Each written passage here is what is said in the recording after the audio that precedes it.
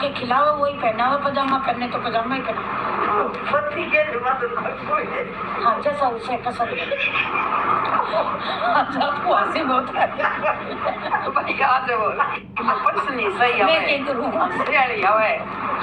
और पतिव्रता देवी जैसा वो पहने, जैसा खाए, जैसा खिलाए, जैसा पति का हित चाहने वाली होती है, वह पति के हर्ष में सदैव हर्ष में अपने धर्म है। पति के मुख पर विषाद की छाया देखकर स्वयं भी विषाद में डूब जाए। पति रोने वाला हो रहा है मैं किसी दुख में, तो हाँ ये ना करे, वो तो बेचारा रो रहा दुखी है, उसे तो कोई कष्ट है, तो खुद भी सोचनीय हो जाए, मतलब दुखी सी होती है। पति के मुख पर विषाद की रेखा छाया देख करके विषाद में डूब जाए। पत्नी भी और प्रियतम पति के प्रति ऐसा बर्ताव रखे जिससे वह उसे प्यारी लगे, बस ऐसा काम हमेशा करती रहे। ये पार्वती जी को अरुंधति जी सिखा रही है, सेठ की मर्यादा करो। और कहते हैं कि पुण्यात्मा पतिव्रता स्त्री संपत्ति और विपत्ति में पति के लिए एक सी है, गरीब भी है चाहे अमीर ही है चाहे, एक सी बराबर है। ना कह कि मैं ला के नहीं देता, अपने मन में कभी विकार ना आने दे, उन्हें प्रसन्न रखे और सदा धैर्य धारण किए रहे। घी नहीं है तो कोई बात नहीं, नमक नहीं है तो कोई, तेल नहीं है आदि समाप्त हो जाने पर झगड़े नहीं, क्यों ना ला के दिया। पतिव्रता पति की सहसा यह न कहे कि अमुक वस्तु नहीं है घर में, वह पति को कष्ट और चिंता में न डाले, कर्जे में भी न डाले। देवेश्वरी पतिव्रता नारी के लिए एकमात्र पति ही ब्रह्मा है, पति विष्णु है, पति शिव से भी अधिक माना गया है। और जो पति की आज्ञा का उल्लंघन करके व्रत का उपवास आदि नियम का पालन करती है, वह पति की आयु को बढ़ देती है, उम्र कम हो जाती है। और मरने पर मर करके वह नरक में जाती है। जो स्त्री पति के कहने पर क्रोध पूर्वक कठोर वचन उत्तर दे देती है, तुरंत वो गांव की कुतिया बनती है और निर्जन वन में सियारन होती है, वन की सियारनी। नारी पति से ऊंचे आसन पर ना बैठे कभी भी, और दुष्ट पुरुष के निकट न जाए, कोई गलत व्यक्ति है उसके नजदीक न जाए, और पति से भी कभी कातर वचन न बोले, तेरा भाई ऐसा, तेरा बाप ऐसा, तेरी माँ काम नहीं करती। किसी की निंदा न करे, कलह से को त्याग दे पत्नी बस। और गुरुजनों के निकट ना तो ऊंचा स्वर बोले, कोई भाई बड़ा आ गया, मेहमान आ गया, गुरुजी आ गए, तो ऊंचे स्वर में ना बोले, धीमी आवाज में।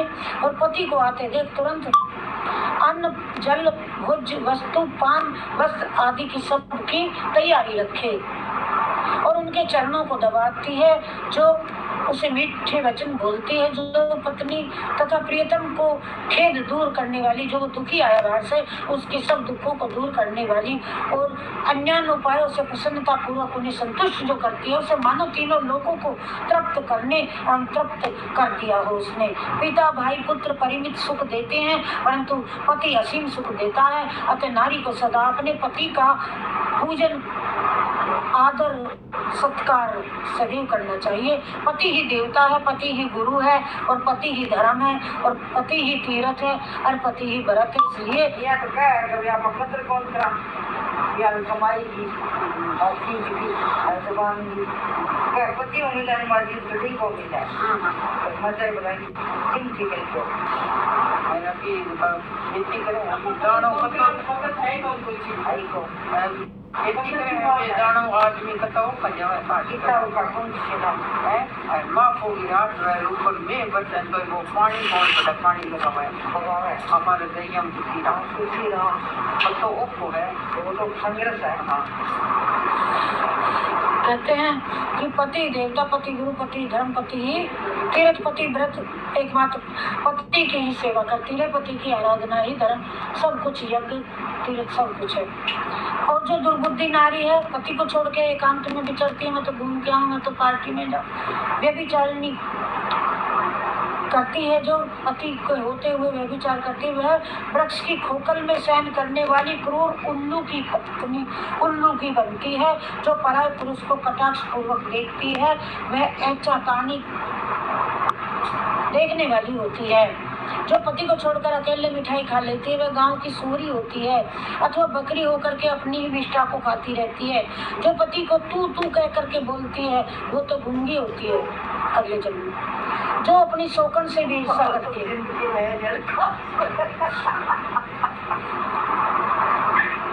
जो अपनी पति की कोई पत्नी है, घर में 2 पत्नी होती है, उससे भी ईर्ष्या न करे, उसे भी बहन समझ के रखे।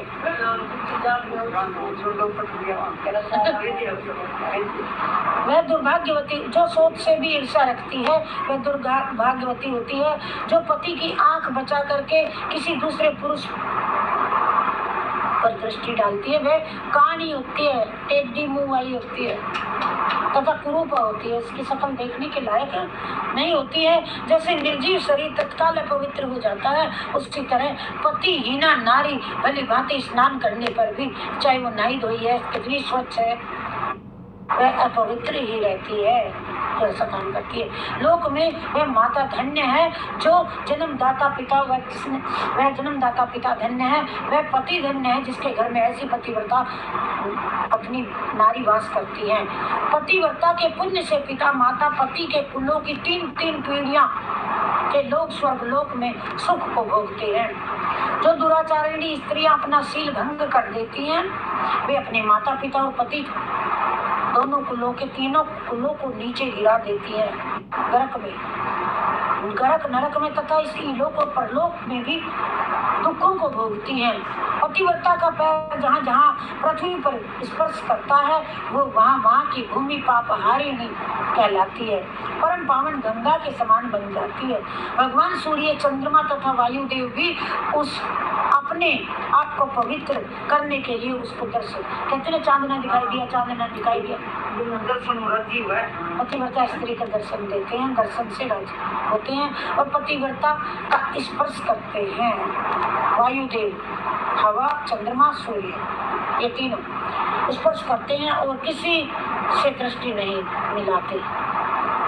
जल भी सदा पतिव्रता का स्पर्श चाहता है, जल जैसे पानी, और उसका स्पर्श करके वह अनुभव करता है कि आज मेरी जड़ता का नाश हो गया और तथा आज मैं तो दूसरों के पवित्र करने वाला बन गया हूँ।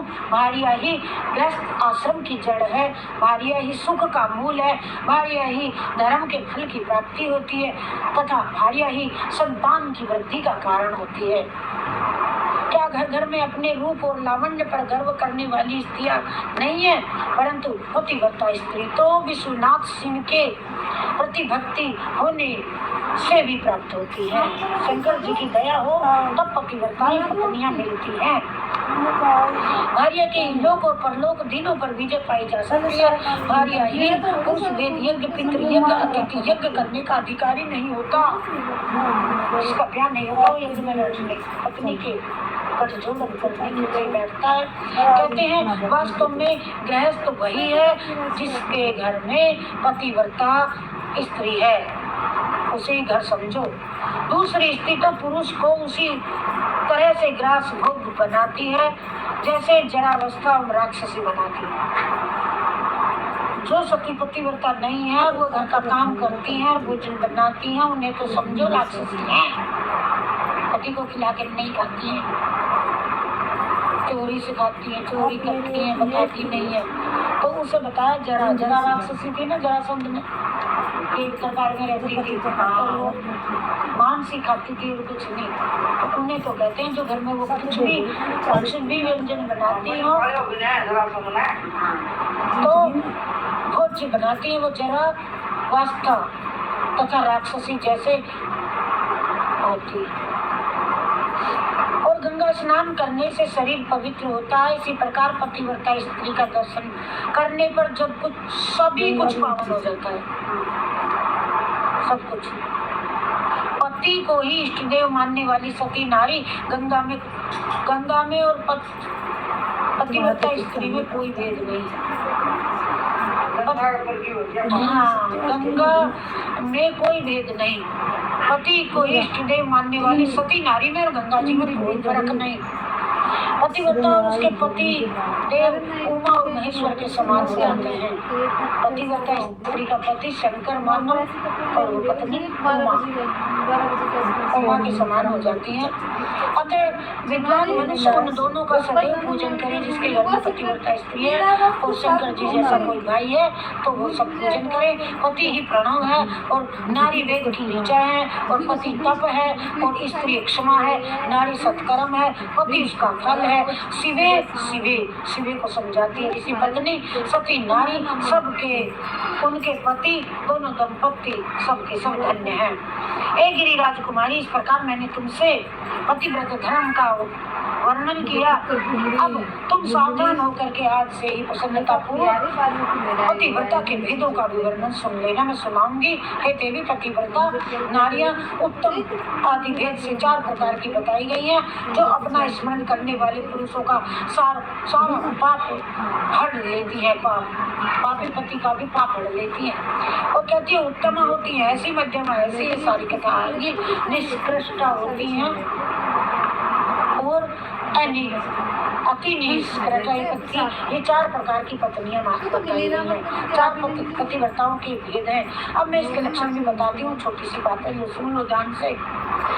सुनो बद्रे, जिसका मन सदा सपने में भी अपने पति को नहीं देखता है, दूसरे किसी पर पुरुष को नहीं, वह पति सबसे उत्तम श्रेणी की मानी गई है और उसे ही पतिव्रता कहते हैं। शैलजे, ए उमा, जो दूसरे पुरुष को उत्तम बुद्धि से पिता भाई पुत्र के समान देखती है वह मध्यमा स्त्री है। दूसरे वो अपना भाई और पिताजी के रूप में देखती हूँ, मध्यमा स्त्री पतिव्रता। और पार्वती, मन से भी जिसने अपने धर्म का विचार करके वह विचार कभी जिंदगी में मन से भी नहीं किया, सदाचार ही स्थित रहती है, वह निष्कृष्ट अथवा निम्न श्रेणी की पतिव्रता कही गई है। और जो पति के भय से दूसरे कुल में कलंक लगने से डर से व्यभिचार से बचने का प्रयत्न करती है, उसे पूर्व काल में विद्वानों ने अनितिकृष्टा अथवा निम्नतम कोटि की पतिव्रता माना गई है। और ये 4 प्रकार की तभी तो कह रही है आप तो खा लो 1 बजे रात, क्योंकि 1:30 बजे तक आते हैं, क्योंकि वो नाश्ता और पोहा दोनों चीज खा के गई है। रोटी तो मैंने भी खा ली थी। हाँ तो उसने आके दोबारा पोहा भी तो खा लिया ना। पोहा बनाया क्या बात है? नेट से चल रहा होगा, नेट से चल रहा होगा। पतिव्रता समस्त लोगों के पाप का नाश करने वाली होती हैं और उन्हें पवित्र बनाने वाली हैं। अत्रि की स्त्री अनसुईया ने ब्रह्मा विष्णु शिव तीनों को देवताओं को अपने बालक बना करके नग्न अवस्था में पैपान कराया था। पतिव्रत के प्रभाव का उपभोग उसके बरह के साथ से मरे हुए एक ब्राह्मण को जीवित कर दिया था पतिव्रता स्त्री ने। कैसे मैं हंसी आ रही, किसी का बालक ग्राह ने खा लिया था, पतिव्रता स्त्री ने वहां से भी जीवित ले लिया। ऐसी कथा है, अलग किताब है। कहते पति सेवन तथा समस्त अभिष्ट फलों को देने वाला है। तुम साक्षात जगदम्बा महेश्वरी हो, तुम्हारे पति साक्षात भगवान शिव हैं। पार्वती, तुम्हारा तो चिंतन मात्र करने से स्त्रियां पतिव्रता हो जाती है। सती का जो पाठ पढ़ती है सुनती है। ए देवी, यद्यपि तुम्हारे आगे ये सब कहने का कोई प्रयोजन नहीं, तुम तो खुद ही तुम तो हो ही सती। वहाँ तो कुछ जल गया करिए,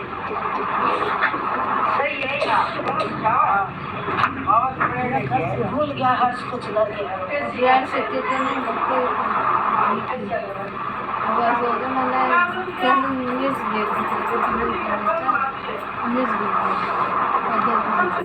वो चल रहा है क्यों?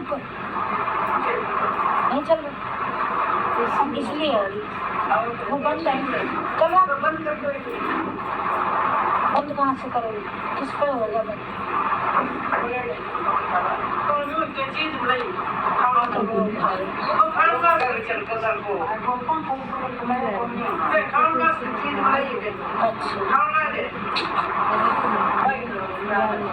यद्यपि तुम्हारे आगे सब कुछ कहने की कोई जरूरत नहीं है, तथापि आज लोकाचार के आश्रय से इस किताब को मैं रख दी। अरुंधति ने ये सब कोई स्त्री पढ़ेंगी सब समझेंगी तो शास्त्र में ये बताई गई है। देवी जी से कह रही है सती से कि आप तो समझदार हैं, कहने का तुम्हें कोई प्रयोजन नहीं, तथापि आज लोकाचार के आश्रय से मैंने तुम्हें सती धर्म उपदेश दिया है लोकाचार से। भाई विदा हो रही है, बेटी है, तो कहने का आकर ब्रह्मा जी कहते हैं नारद ऐसा कह करके वह ब्राह्मण पत्नी शिवा देवी को मस्तक झुका करके चुप हो गई है। और इस उपदेश को सुन करके शंकर प्रिया पार्वती जी को बड़ाई हर्ष हुआ। बोलो जय शिव शंकर भगवान की जय।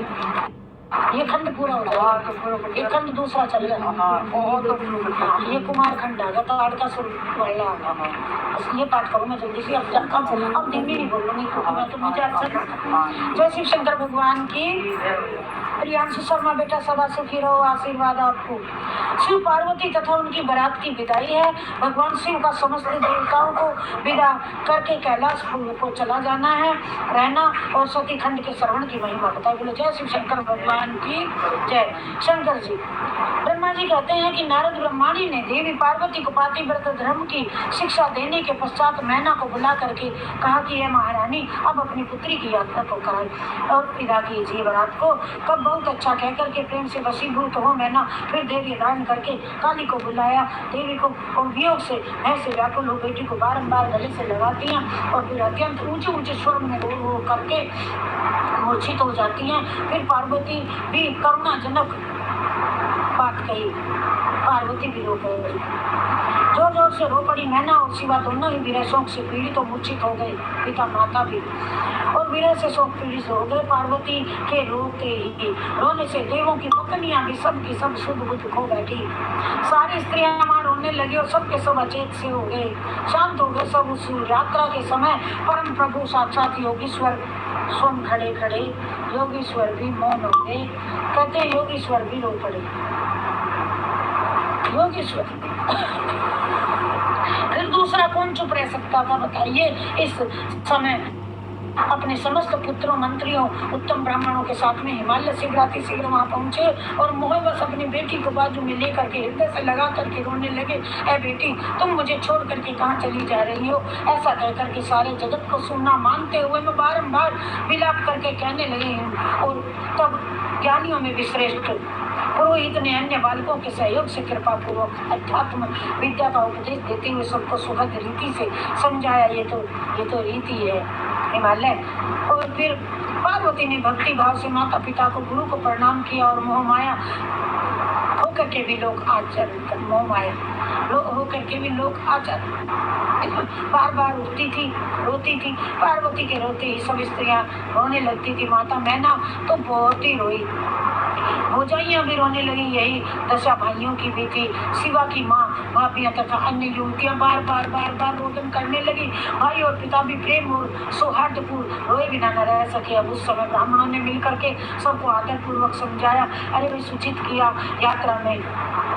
यात्रा के लिए यही सबसे बड़ा उत्तम सुखद लगन है, विदा होना चाहिए। तब हिमालय और मैना ने विवेक पूर्वक धैर्य धारण करके शिवा के बैठने के लिए पालकी मंगवाई। ब्राह्मणों की पत्नियों ने शिवा को अपने हाथों से उस पर चढ़ाया और सबसे मिलकर के आशीर्वाद दिया। पिता माता और ब्राह्मणों ने भी अपनी शुभकामना प्रकट की। मैना और हिमालय ने पार्वती को ऐसे सामान दिए कि जो महारानी के योग्य थे और नाना प्रकार के द्रव्यों की शुभ राशि भेंट की और दूसरे के लिए जो परम दुर्लभ थी औरों के लिए देनी।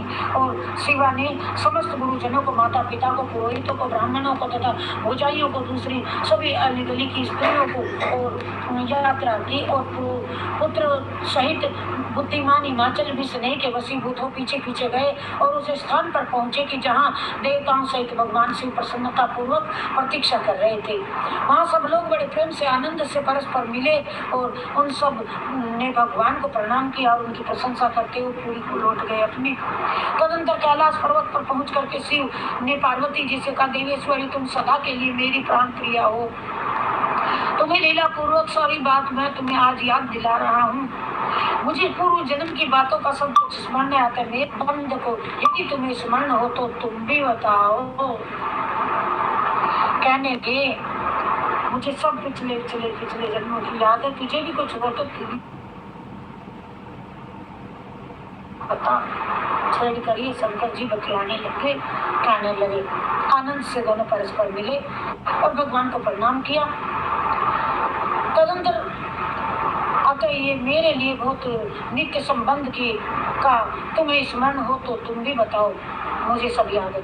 अपने प्राणनाथ महेश्वर की ये बात सुनकर के शंकर प्रिय नित्य पार्वती मुस्कुराती बोली, ऐ प्राणेश्वर, मुझे सब बातों का स्मरण है, किंतु इस समय आप चुप रहिए, तो मत पिछली खोपड़ी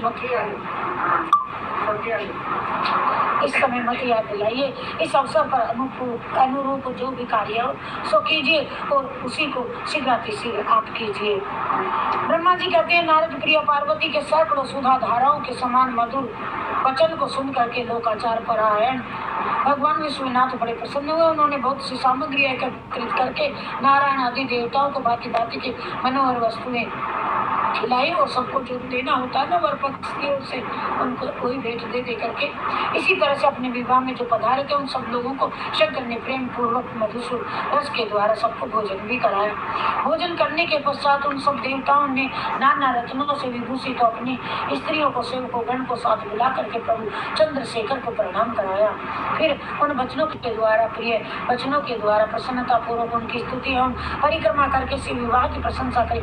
ऐसा हुआ बड़ा कैसी थी, ऐसा ब्याह था, सब बातें की और सब अपने अपने धाम को जिसे जल्दी थी चलने लगे और जो ठहरती है बहन बेटी वो रुकी गई। और बहन बेटी तो सब शिव का विवाह था। देखो सुने, साक्षात भगवान शिव ने लोकाचार का भगवान विष्णु को मुझको प्रणाम किया, ब्रह्मा को किया, विष्णु जी को किया। ठीक उसी तरह जैसे वामन रूपधारी श्री हरि ने महर्षि कश्यप को नमस्कार किया था और तब मैंने श्री विष्णु ने शिव को हृदय से लगा करके बहुत बहुत आशीर्वाद दिए। परंतु श्री हरि ने उन्हें परब्रह्म परमात्मा मान करके उनकी उत्तम स्तुति की। इसके बाद मेरे सहित भगवान विष्णु शिव से विदा ले शिवा और शिव को प्रसन्नता पूर्वक हाथ जोड़ करके उनके विवाह की प्रशंसा करते हुए अपने अपने उत्तम धाम को चले गए। भगवान शिव भी पार्वती के साथ आनंद विहार करते हुए अपने निवास भूत कैलाश पर्वत पर रहने लगे। समस्त शिव गणों को इस विवाह का बड़ा ही सुख आनंद मिला। वे अत्यंत भक्ति पूर्वक शिवा और शिव की आराधना करने लगे। अर्थात नारद, इस प्रकार मैंने मंगल में शिव के विवाह का तुमको ये वर्णन किया है। आज परम मंगल में ये शोक नाशक आनंददायक तथा धन और आयु की वृद्धि करने वाला है। जो भी पुरुष भगवान शिवा के मन लगा करके पवित्र हो, प्रतिदिन इस प्रसंग को सुनता है, पढ़ता है, अर्थात दूसरों को नियम पूर्वक सुनाता है, वैसे लोक की प्राप्ति कर लेता है। ये अद्भुत आख्यान मैंने तुम्हें कहा, यह मंगल में आवास स्थान है और वे संपूर्ण विघ्नों को शांत करके समस्त रोगों का विनाश कर देने वाला है। इसके द्वारा स्वर्ग, यश, आयु और पुत्र और पौत्रों की भी प्राप्ति होती है। इस संपूर्ण कामनाओं को भी ये पूर्ण कर देने वाला है। इस लोक में भोग देता है, परलोक में ये मोक्ष को प्रदान करता है। इस शुभ प्रसंग को सुनने से अल्प मृत्यु भी टल जाती है। इस शुभ प्रसंग को सुनने से अकाल मृत्यु भी टल जाती है और शांति प्राप्त होती है। इस प्रसंग को सुनने से मृत्यु भी शमन होता है और शांति प्राप्त होती है। यह समस्त दुख स्वप्नों का नाशक तथा बुद्धि और विवेक आदि का साधक है।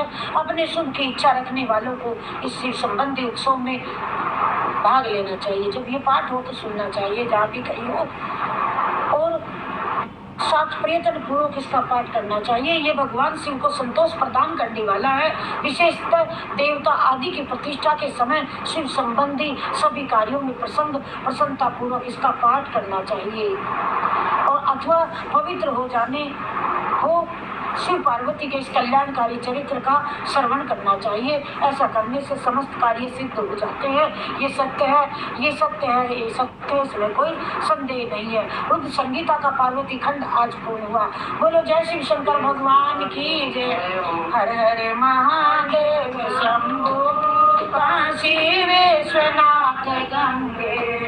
हर हर महादेव शंभो। बजाइए काशी विश्वनाथ गंगे सदा शिव पार्वती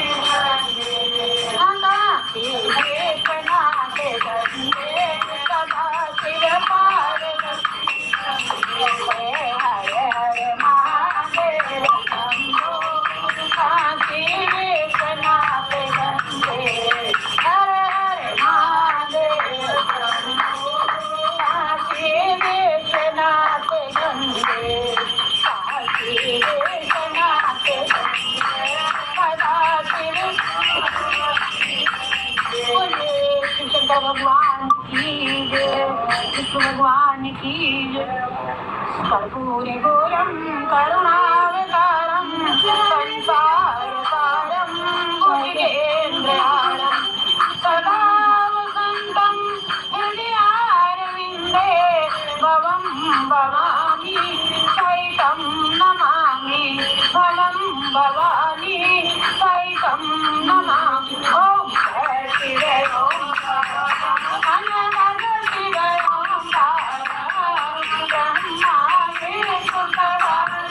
ब्रह्मा विष्णु हरे राम गिरा ओम हरे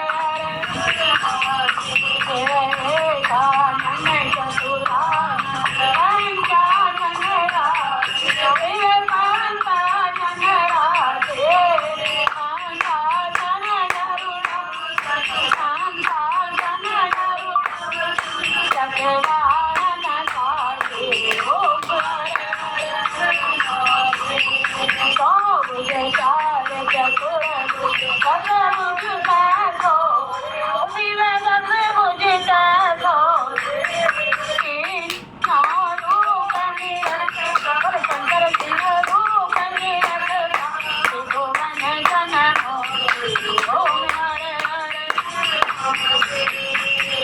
माला वन माला माला